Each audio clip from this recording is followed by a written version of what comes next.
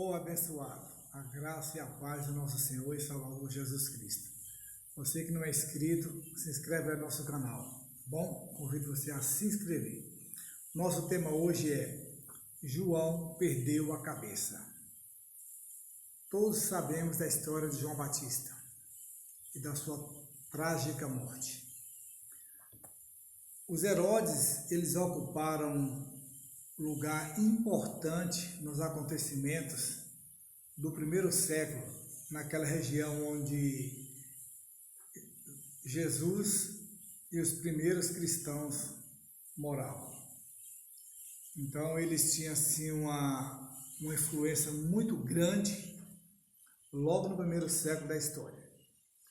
Herodes o Grande foi o rei, eu diria, paranoico, que mandou matar todos os bebês de Belém por medo do recém-nascido, que seria rei dos judeus, Jesus, conforme Mateus 2, versículo 1 ao versículo 8.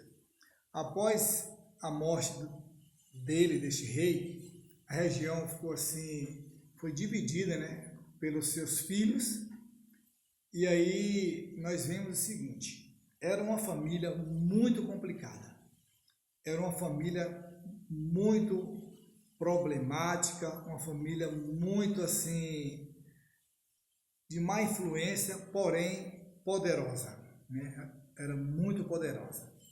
Então Herodes Filipe, ele casa com Herodias e por problemas políticos ele fica exilado ali em Roma.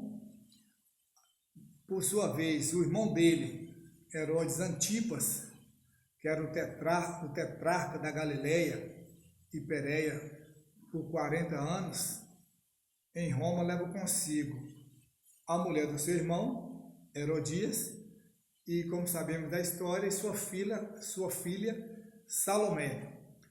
E aí quando eles retornam, quando eles de volta para a Galileia, Antipas ele se interessou muito pelas mensagens pregadas por João Batista.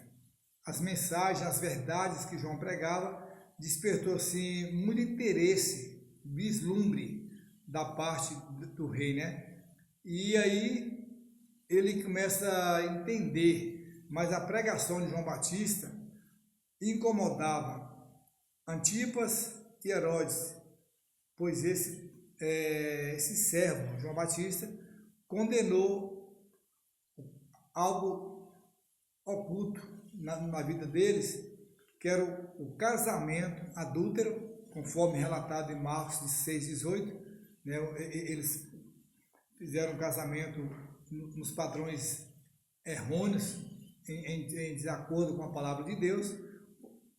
É como se disséssemos um casamento adúltero, Então a conclusão de João para fazer essa acusação se baseou nas leis humanas, pois o divórcio e segundo casamento, eles eram comuns entre os romanos.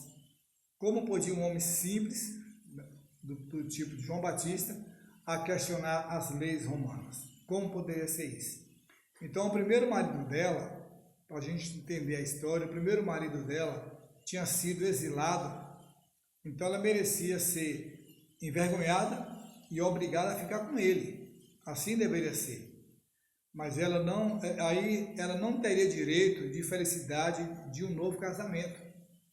Então essa seria o meio para ela ficar dignamente na sociedade.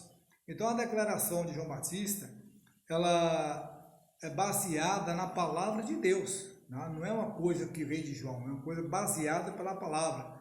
Para João, a verdade não seria decidida pelo governo, pelos tribunais, pelo fórum, por julgamento, por alguma audiência que seja, ou praça pública, ou opinião popular.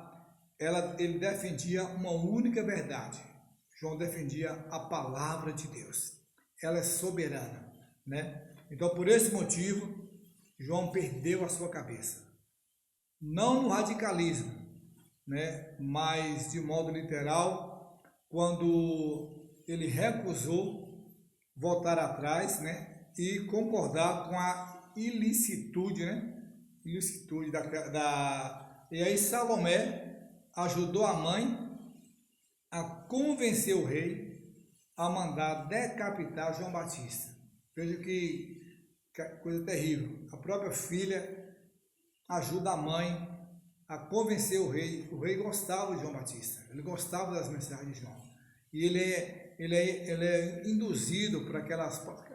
Conhecemos a história da dança, que aí entra Salomé e sua mãe, e o rei manda decapitar João Batista. Agora, vem uma pergunta para nós, vem uma indagação que vem à nossa mente. Qual o crime cometido por João? Qual infringência para lhe custar a vida? O que ele fez para merecer uma morte tão trágica? Ele cometeu algum crime de ódio contra os adúlteros? Cometeu um crime de adulterofobia ou intolerância religiosa? Nenhum crime ele cometeu. João falava e defendia abertamente suas crenças. Ele defendia abertamente o que ele vivia, a palavra de Deus. Herodes mostrou a sua fobia à mensagem dele. Então Herodes, induzido, tira a vida de João Batista. Ele era um servo do Senhor, e como todo servo do Senhor, ele não deve ser motivado. Veja bem, João Batista, apesar de ser servo, fiel a Deus, ele deixa um exemplo claro para nós, que todo servo de Deus, ele não deve ser motivado por fobia e nem motivado por ódio, mas quem crê na soberania de Deus, nós que cremos na soberania de Deus, vamos continuar proclamando as suas verdades, sem ódio e sem fobia. Não foi isso que João Batista fez. João Batista não fez nada que motivasse aquele crime.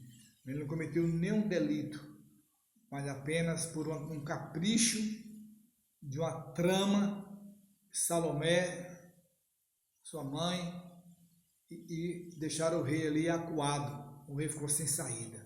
Mesmo gostando de João, mesmo não vendo nenhuma falha em João, sendo um apreciador das suas mensagens, o rei entra naquele jogo ali, eu diria, de Salomé e sua mãe, e tira a vida de João Batista, porque eles eram um povo que ocupava uma grande importância, né, na história, e eles conduziam, manipulavam as pessoas, manipulava as coisas. Então João falava e defendia abertamente o que ele pregava, ele não negava, ele não titubeava, ele não pipocava nos termos bíblicos, ele falava a palavra verdadeira, sem ofender, sem atacar ninguém. Ele pregava a Bíblia abertamente.